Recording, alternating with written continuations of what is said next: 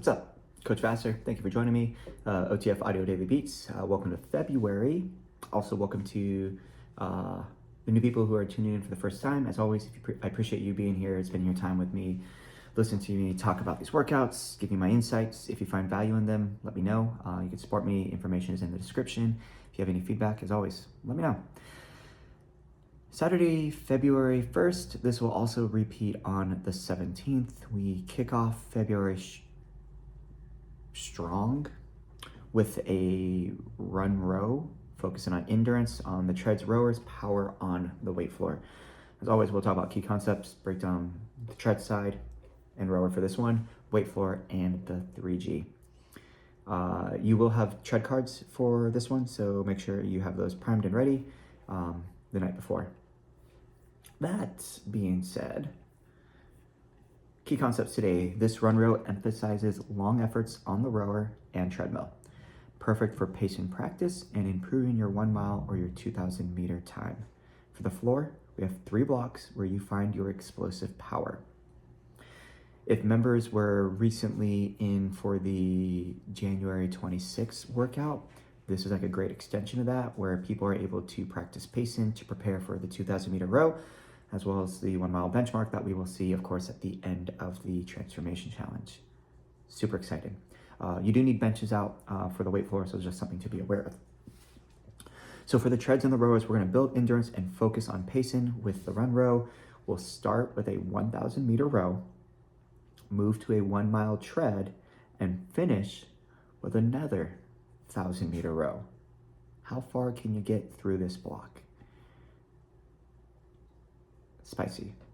So when people are complaining about not getting enough time on the rower in the 2G, make sure they take this class because they're getting 2,000 meters plus. Anyways, so they're gonna start with 1,000 meters, 1 mile tread, 1,000 meters. Then they go back to the treadmill for their bonus. And they'll repeat that until a finisher on the treadmill. So they'll have 23.5 minutes. So any row run like this, as always for the setup, if you have people who start on the rower, give them wipes prior, so that way when they are done with their 3-minute base row for the warm-up, they'll wipe it down and then head to the weight floor. Tread people will then go to the rower. They start their block on the row when you launch them at that 5-minute mark. So with these longer rows, as always, we want to prioritize split time because that will give them a better gauge of intensity throughout these longer distance rows. If they could hold their split time, it will take them double that time to complete 1,000 meters. So if they could hold a 2-minute split, it'll take them 4 minutes because that's how split time works. This is one where it is possible to carry on that thought process of negative splits, like what we saw with the January 26th workout. So maybe that first 500 meters would be more of a conservative split, and then on the back half, see if they could drop their split time 1 to 2 seconds, but still feel strong at the end. They could also just maintain because they choose their own intensities. And if they wanted to shoot their shot and go guns a-blazing at the very start, that's their choice because they choose their own intensities. Of course, they're not going to be set up for success if they do that. With 23.5 minutes here, the goal is to get through as much of this as it can. If we really think about it, 1,000 meters is probably going to be somewhere between 3 to 6 minutes for most people. A 1 mile on the treadmill, half a mile of power walkers, 4 on the old bike, 3 on the old Strider, 2.5 on the new bike and new Strider. Their cards might be rounded up to 3 though, but it should be 2.5. That could take anywhere from 5 to 14 minutes for people. So that will obviously eat up a majority of people's time if they are new to a longer distance run at one chunk. Like any choose their own intensity, they have those 3 options. They could do a hit and hold, commit to one speed. They could alternate between pushes and bases. They could progressively build and have that same idea of a negative split for that 1 mile tread. When they finish, ideally they take a moment to walk, then they'll head back to the rower and then complete another 1,000 meters. They will obviously have their previous time displayed there if they did lock in. So their time there, if they cut it in half, is a goal split time to aim to maintain or improve on. When they finish that, they're done with the rower. They'll wipe it down. If there's any time left, they go back up to the tread, quarter-mile tread, walk recovery until ready. Very similar to the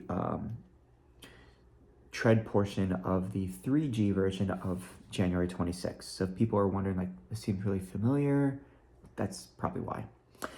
They'll repeat that until the finisher, which is a 30-second all-out. This is one where you could really allow the music and energy to drive the members, and we don't want to overcoach, especially because there is some unique things going on the weight floor, kind of right smack dab in the middle, when most people are probably going to be on the treadmill. So when we look at the weight floor, we're going to see 3 blocks. Blocks 1 and 3 are both 9 minutes in length. Block 2 is 2.5 minutes.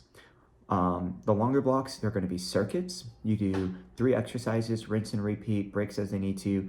But the key thing is they want to be explosive on the second movement. Because they're explosive, afterwards, that might be that opportunity to rest before they go into the third movement and then back to the beginning. Block 1, we're going to see reciprocating chest press. 1 up, 1 down. They switch at the same time. Then they go into the step up to knee drive. So 1 foot on the bench, drive the knee up. That's like that will step down, then they come off, and then they hit the same side again. 6 reps per side with dumbbells. And then they have the bench decline, high plank alternating toe tap, hands down, feet up, hips level. So try not to have people bent up. 1 foot dips their toe into the pool, comes back to the bench, then the other side. Generally, when people do that toe tap, you'll see people's hips either drop down or come up, or their hips will try to tilt as that leg goes down. Try to keep those hips stable as they bend the leg and bring it back up. That's block 1, 9 minutes. They'll probably get 3 sets in or so, maybe 4. Block 2, this is a power block. It's about being explosive for the 30 seconds as they count their reps, and we are looking to maintain a consistency of staying within 2 reps of the previous round. We're going to do a high pull with power. So 2 dumbbells, they hinge back like a hip hinge swing, but as they come up, they drive the elbows back. A great option for this one is to do a deadlift to upright row, but still like explosive tempo. Probably see somewhere between 15 to 20 reps. Upper body is the decision maker for the weight they're going to use more so than the lower body. About 30 seconds recovery, 3 rounds. Try to stay within 2 each previous round. All right. I'm not going to go into too much detail about that one, but definitely keep it simple. Get them to focus on themselves, ramp up the intensity, make them finish strong, maximize that 30-second rest. This is when your attention is on the weight floor. People are probably on the tread, so just let them suffer up there. They'll be fine. Final block, another 9 minutes, another circuit, alternating lateral lunge. They have 12 total reps.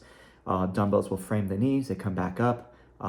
I like to have people do goblet as an option, or even when they step, instead of going straight out to the side, they might step and have the foot go slightly forward, which will give them more space to pull the hip back. And then they'll have the split stance, single arm high row with an explosive tempo. So 1 hand on the bench, they're gonna go quick on the way out, and then 1, 2, maybe 3 on the way down, and then drive back up. Obviously, they're trying to target back of the shoulders, hit both sides, and then the bear plank alternating pull through.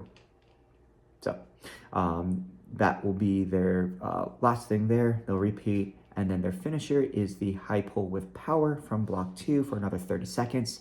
If you really want to spice it up a level, see if they can get within 2 reps of their last round in block 2. See if that's something that they could be consistent with. All right. Looking at the 3G, blocks, treads and rowers both have 1 block. They're going to be set up very similar. They'll have a tread card. Rowers obviously will, have a whiteboard. For the treads, they're going to do a half-mile tread, walk recovery until they're ready, and then part 2 is a 30-second all-out, 30-second walk recovery for 2 rounds. They will time themselves for that. Okay, so when they're ready, clear screen, 30-second all-out, walk recovery until the 1-minute mark, 1 minute to 1 minute 30, hit another all-out, and then recover. And then after 30 seconds, they move into part 3. Of course, after that second all out and that 30-second walk recovery, if they need more time to recover, they could take more time. When they're ready, they'll clear out the screen and they're doing that half-mile tread again, and then walk recovery until ready to begin the bonus. And the bonus is nice and simple. They are going to tread until the finisher. Once again, depending on people's paces and their fitness level, they might be able to get through everything, they might not. So the goal is to complete as much of the block as possible. The bonus is not the goal. So make that point very clear. That way people don't feel like a failure if they could not do everything. Just do what you can, okay? Their finisher is a 30-second all-out at the 14-minute mark, so 14 and a half minutes. Rowers, same idea. They're gonna do the 1,000-meter row from the 2G, but then they're gonna have 2 med ball exercises for 2 rounds, and then do another 1,000 meters. Med ball exercises will be alternating halo. So here, core brace, med ball comes around, keeping those abs locked back, and then back around. And then they're gonna pair that with the stand-in rainbow, essentially a lateral shift-in shoulder press, left to right. These 2 movements is really about core engagement. So try to imagine hips and shoulders stacked and no wiggle room, no space changing. So active midline for spinal integrity as the med ball moves around or up and over them. They'll hit that 1,000 meters a second time, and then their choice is to either continue row or repeat the med ball exercises. And then they finish with the all out. For the weight floor, they are going to kind of combine the 2 longer blocks. So we'll just see 4 movements. They have reciprocating chest press, step up knee drive, bear plank alternating pull through, and then the bench split squat, split stance, single arm, high row with explosive tempo. Same goal. We're being explosive on the 2nd as well as the 4th exercise, and then we'll repeat. So if anything, you could almost treat this like a back-to-back where, hey, do the first one, do the second one with power, rest because you should need it, and then go to the next 2 movements, rest after the last one because you should need it, rinse and repeat. They will do that for 10 and a half minutes. Then you have a 90-second setup to get them ready for the high pull with power. Personally, 90 seconds is a long time to do just one movement and get them set up. So if you want to maybe give people a little bit more time in block 1, maybe go for 11 minutes and then have a 1-minute setup before they go into block 2, because they just need to grab a set of dumbbells and then hang tight, and then you're gonna time them anyways. So you didn't hear that from me. Obviously stick with the template, which we should do anyways. Stay within 2 reps every round, just like in the 2G. Here you go. 3G. February 1st, Monday, February 17th. Coach you down.